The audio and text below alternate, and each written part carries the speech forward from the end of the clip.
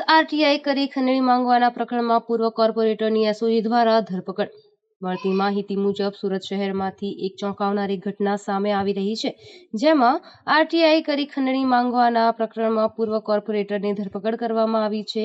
કેટલાક શખ્સો દ્વારા પોતાના વ્યક્તિગત સ્વાર્થ માટે સરકારની સેવાનો દુરુપયોગ કરતા હોય છે.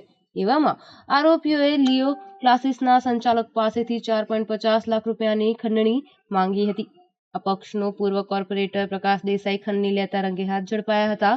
ખંડણીને મામલે એસઓજીએ પ્રકાશ દેસાઈની ધરપકડ કરી છે. લિયો ક્લાસીસ વિરુદ્ધ અનેકવાર આરટીઆઈ કરી હતી. ગુરુવારે મનપાની મુખ્ય કચેરી બહાર ધરણા પર બેસવાનો હતો. તે ધરણા માટે કોડવર્ડ વાપરતો હતો. ધરણા માટે થિયેટર અને ખંડણી માટે ટિકિટ કોડવર્ડ વપરાતો હતો. આરોપીઓએ ફરિયાદી પાસેથી 4.50 ટિકિટ 4.5 લાખની માંગણી કરી હતી, જેમાં તે 3 લાખ લેતા રંગે હાથ ઝડપાયો હતો.